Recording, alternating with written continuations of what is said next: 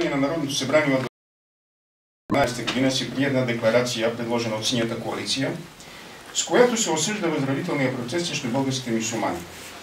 Декларацията се посочи, че прогонването на над 360 000 български граждани от турски произход през 1989 година е форма на етническо прочистване, извършено от тоталитарния режим на Тодор Живков.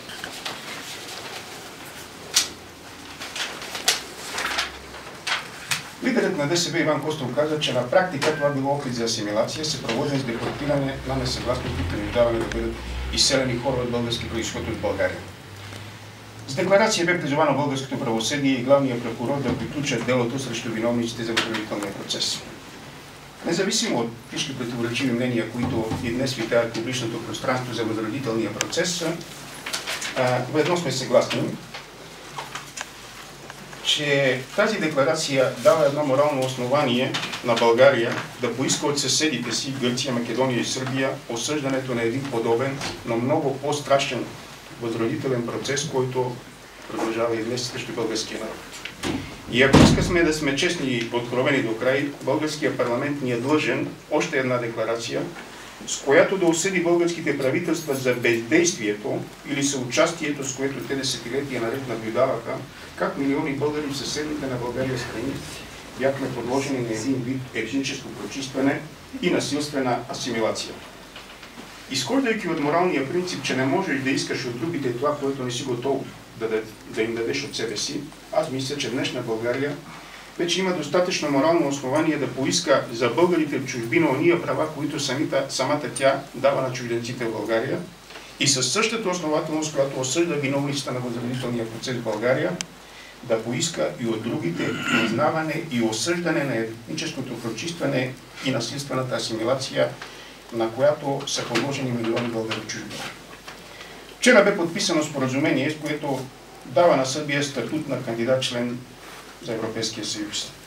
За разлика от Румъния, която услови съгласието си за сръбското еврочленство с признаването на правата на влашкото малцинство от Тимошко, България безусловно подкрепи Сърбия за членство в Европейския съюз, без да постави никакви насрещни искания за опазване на правата на българите. От тук нататък предстои определяне на датата за започване на преговорния процес, в рамките на който Сърбия трябва да се реформира съгласно европейските изисквания и да приеме европейските принципи за правата на човека. Сръбският възродителен процес срещу нас, българите от Западните покрайнини, беше много по-жесток от този срещу мюсюлманите в България в 1989. Най-малкото за това, че продължава вече 9 десетилетия, който загубихме 4/5 от населението си. Нито Европа, която в края на миналия век ни предаде на кралството на сърби, хървати и словенци, нито България, която междувременно стана членка на Европейския съюз, нито Сърбия, която вчера се кандидатира за членството в Европейския съюз, не се погрижи за нашите права. Великите принципи за правата на човека и особено за правата на малцинствата днес се превръщат в демагогия. Забравени сме не само от всички правителства на Република България, но и от Българската православна църква. Не стига, че ни беше отнето със закон българското подданство, не стига, че Българската православна църква се отказа да обслужва собствените си епархии в Западните покрайнини Македония и Тракия, без никой да ги отнел с договор, но и вече 140 години никой, абсолютно никой не е снел шизмата от 1972 година срещу българския народ, живеещ в Западните покрайнини Македония и Тракия. А на основание окръжно номер 3811 от 11 октомври 1918 година на Министерството на финансите, което съобщило, че уволнява от 1 ноември същата година всички свещеници в Западните покрайнини Македония и Тракия, ако греша, историците ще ме поправят. После отнето подданството на българите с Нойския договор. После отново им е върнато 1942 година и отново отнето на 13 февруари 1945 година с наредба закон на Отечествено фронтовското комунистическо правителство, публикувано от Държавен вестник брой 35 от същата година. А в допълнение на всичко това започват и масови убийства. Само на най-светлия религиозен празник 7 януари 1945 година, Коледа, или както е по-популярно да се нарича Кървавия Божич, маршал Тито избива 1300 българи само в Македония.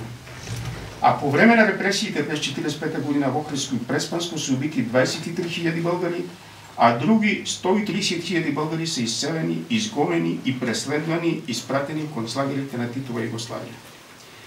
Да не говорим, че в Сърбия никога не е преставал възродителния процес срещу нас. Хиляди българи и в момента се именуват според сръбската именна система, а не според българската.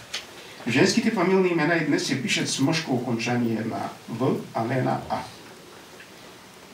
Какво да кажем за възродителния процес, който днешното правителство води към македонските българи? Да, добре ме чухте, възродителен процес в Република България продължава и се провежда от нашите български правителства спрямо македонските българи, включително и към нас, получили обратно българското си подданство, защото те получават паспортите не с 3 имена, както е по българската имена система, а с 2. Кому са нужни такива белязани хора? Нима забравихме за ръките на апостола Левски. И ние сме хора и искаме да живеем човешки, да бъдем свободни, с пълна свобода в земята ни, там, дето живее българин. България, Тракия и Македония. Как да си обясним, през 19 век и в Османската империя са написани 2 закона, прокламиращи свободата на вероизповеданията, на езика на народностите.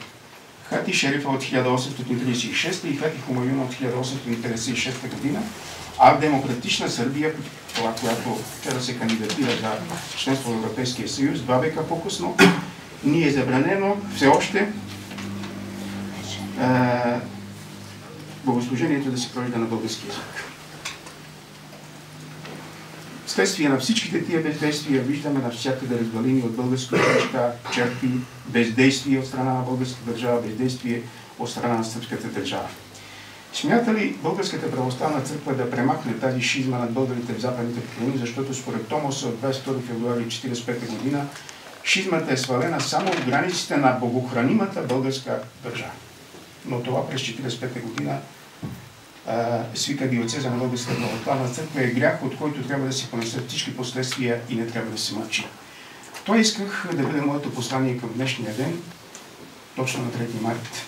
Защото когато ставим българското освобождение, все пак трябва да сме наясно докъде сме стигнали с процеса на освобождението, не само от физическия смисъл, но и духовния смисъл. До тази вечер пристигнаха 2 поздравителни адреса, единият от посолството на Република България и другият от нашите стари познати приятели, това са Черногорското издружение в Сърбия, Кръстъж, което отново ни изпрати един поздравителен на днес и така съвсем накратко искам да ви спомена едно изречение, че за черногорците свободата е най-високата ценност и въпреки заради това, че знаем колко е скъпа свободата, ние я честитим на всички отново. Благодаря ви.